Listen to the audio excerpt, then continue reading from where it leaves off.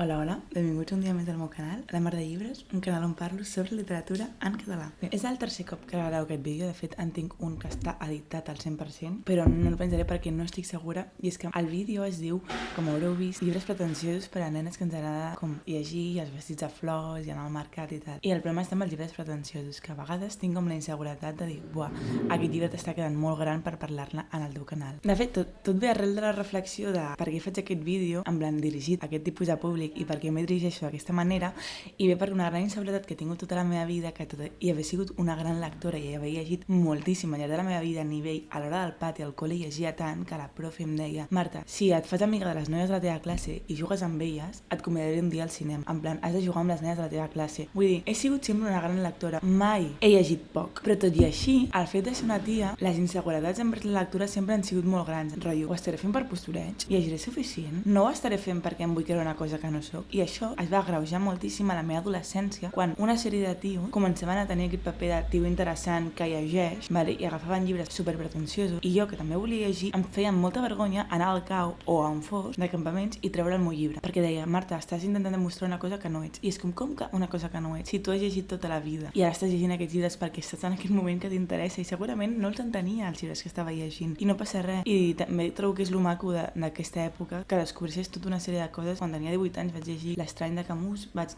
començar a llegir La Peste, que no la vaig acabar perquè em va fer molt fàstic, i possiblement els hi trauria molt més suc en altres moments de la meva vida, però em sentia com molt impostora llegint aquests llibres perquè, no sé. I ara que estic fent un vídeo com intentant acabar amb això, no? Intentant dir, vale, ties, que us ha passat el mateix que jo, que sou unes ties intenses, que us agrada molt fer postureig, us agrada fer com totes aquestes coses que socialment s'ha adoptat a les ties, que és posar-vos vestits, fer el tonto, fer no sé què, en plan ser unes paves, i a més llegir llibres pretensiosos, llibres clàssics, llibres... I tot i haver fet aquest vídeo, haver-lo gravat diversos cops, que això tenim com aquest síndrome de l'impostor de dir: Marta, realment pots parlar d'aquests llibres? I és com, vale, prou, ja està. Necessitava gravar un tercer cop aquest vídeo, o un quart, ja no sé ni quin és, canviant aquesta reflexió inicial. I, bueno, és un vídeo per a totes les noies. Són uns llibres, dels que vull parlar són 3 llibres, un assaig, un epistolari i la novel·la, que crec que són llibres molt pretensiosos, en el sentit de broma, per portar a la vostra toteva, de dir: jo sóc una nena que m'agrada la literatura, m'agrada totes aquestes coses i m'agrada el postureig que hi ha al voltant, i no passa res per fer postureig, i per això vull portar aquests llibres. M'ha quedat molt més seriós que els altres, perquè l'altre era com molt més irònic, tot plegat, molt més divertit, però a la vegada és com em sento millor també com podem fer aquesta introducció, perquè a vegades sembla que tot sigui superguai a la meva vida, no sé què, no sé quantos, la gent em diu: va, ho idealitzes tot molt,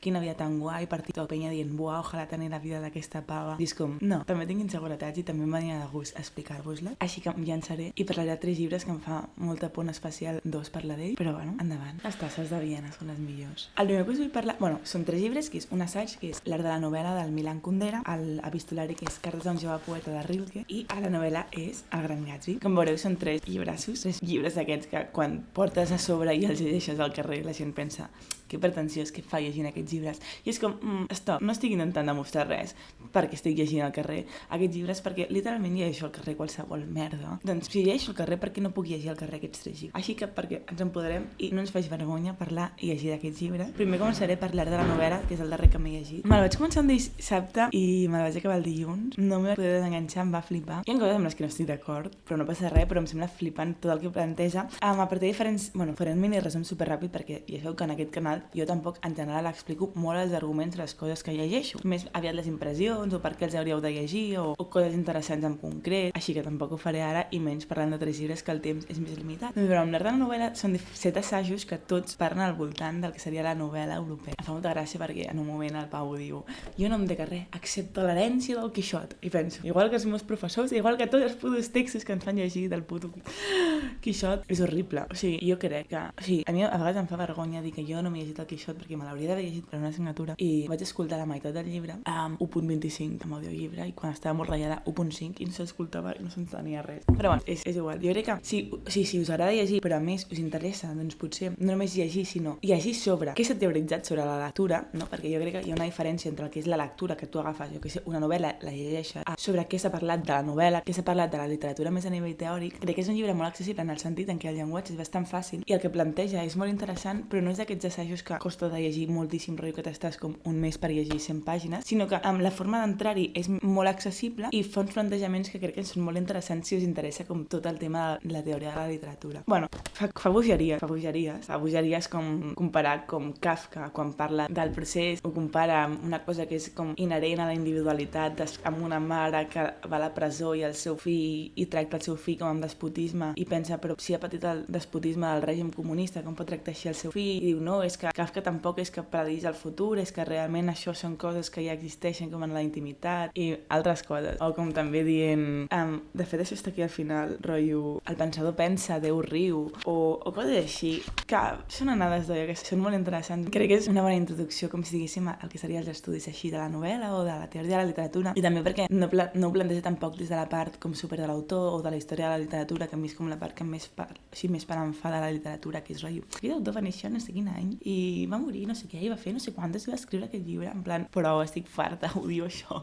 Em fa molt la part. I a vegades sembla que quan estudies literatura sigui com només això, i llavors si us interessa saber què són els estudis literaris, què és la teoria de la literatura, més enllà de quan va néixer un autor que no és gens això, doncs jo crec que per endinsar-vos en aquest món i entendre què hi ha al darrere de tot això, jo crec que és molt bon llibre. A mi em va encantar. Em queda gran poder desgranar-ho tot perquè hauria de fer un vídeo com desgranant tot el que diu el llibre, i aquí n'estic parlant en 3 minuts, però a partir de diferents personatges de novel·la, de les seves novel·les també, que és molt important, que parla sobre la novel·la dintre, no sobre quan Flaubert va escriure no sé què, perquè estava aquí no sé quantos, no. Si parla dels personatges com si fossin quasi persones reals, i a partir d'aquí va creant com tota la seva literatura, o sigui, com tot el que està dient, o també el fet de qui ha de fer filosofia, els filòsofs o els escriptors, no? Que això és un tema que vam discutir també l'altre dia a classe, i no sé, trobo que és un llibre superpretensiós portar l'art de la novel·la a la vostra tote bag. L'altre és Cartes d'un jove poeta de Rainer Maria Rilke. Me'l vaig llegir fa 2 anys i aquest llibre sí que és més exigent a nivell de llenguatge, o com a mínim a mi m'ho va semblar quan el vaig llegir en el seu moment, perquè quan el vaig llegir per una assignatura primer vaig haver-me'l de llegir 2 cops, justament perquè notava que el llenguatge era molt exigent i no l'acabava d'entendre, o sigui, vaig haver d'entendre-ho com 2 cops. Ara potser estic en un altre moment i em costaria menys entendre, però sí que trobo que és més exigent que l'art de la novel·la, perquè és més intens i és unes cartes que són maquíssimes, espectaculars, sobre un tio que vol ser poeta i no va triomfar a la vida. I a mi em sap molt greu perquè ha sigut una gran obra de Rilke que ha fet, són unes cartes que li diu a aquest senyor, a aquest noi no acaba de triomfar i és com pobret, en plan, imagina't que un gran escriptor fa com un gran treball gràcies a tu responent unes preguntes perquè tu després no triomfi. I farà reflexions sobre l'art, sobre la literatura, sobre allò poètic, superbonic, supertendre. M'he estat rellegint uns quants passatges aquests dies i realment són molt macos. Jo entenc perquè soc una noia tan intensa, perquè penso, si el meu bagatge lector són coses intenses com aquestes, crec que soc una noia superintensa, en plan, he de ser superintensa, perquè si tota la vida he llegit coses així, és normal que sigui tan intensa. A mi no m'agrada enamorar-me. A mi m'agrada enamorar-me perquè sé que després em trenca l'alcohol i després puc estar trista i llegir coses com aquestes i dir, sí, sóc jo, m'agrada estar trista. En plan, per això és tan important estar sol i atent quan s'està trist, perquè aquest moment aparentment buit de moviment i d'esdeveniments en què el futur ens entra dins és més a prop de la vida que qualsevol altre moment sorollós i contingent en què el futur ens sorprèn com si vingués de fora. I, parla sobre la joventut, sobre l'amor, sobre el sexe, sobre l'home solitari, sobre la creació espiritual, sobre la poesia, sobre la filosofia. Són unes cartes precioses, o sigui, precioses. Us la recomano molt. En català està la traducció de l'Ela Geminada i amb l'editorial Angla, també crec. I per últim, seria la novel·la que aquesta l'hem llegit amb el Vermut Literari, que és El Gran Gatsby, que també... Jo crec que l'argument és mundialment conegut, així que no m'extendria excessivament, un home ric i tal, però a mi el que m'agrada molt és com que m'ha fet reflexionar a mi sobre la soledat d'un home que intenta no estar mai sol per demostrar-se una cosa a ell mateix i als seus pares i als seus pares no tant, però... I per què ho fa? També ho fa per amor i com acaba morint sol i totes les reflexions que fa al voltant del llibre, no específicament sobre la soledat, però que a mi em remeten molt al que seria la soledat. És com... quan vaig començar a gravar aquests vídeos vaig veure que jo volia fer-ho com una cosa molt més divertida, molt més amena i que, en veritat, hi ha coses supertristes i superdecadents, perquè el llibre del Gran Gatsby és supertrist, però, sí, crec que és molt pretensiós en el sentit de portar Grans Gatsby, és com un clàssic que tothom coneix, en plan, vaig llegint el Gran Gatsby, mireu quina nena tan interessant que soc al metro, però que realment val molt la pena, perquè a més va de mans que s'estimen i que no es poden estimar, que els que em seguiu sabeu que és un dels meus temes preferits del món mundial. Em fa una pena enorme els amants que s'estimen i que no es poden estimar, i estic obsessionada amb els amants que s'estimen i que no es poden estimar, i el Gran Gatsby és un exemple de 2 amants que s'estimen i que no es poden estimar i que estan separats per la mort, i a mi això em fa estar tristíssima. Jo crec que ara sí seria tot, i no sé, espero que us hagi agradat, que sigueu unes nenes que usaran els vestidets de flors i que vagi molt bé. Adéu!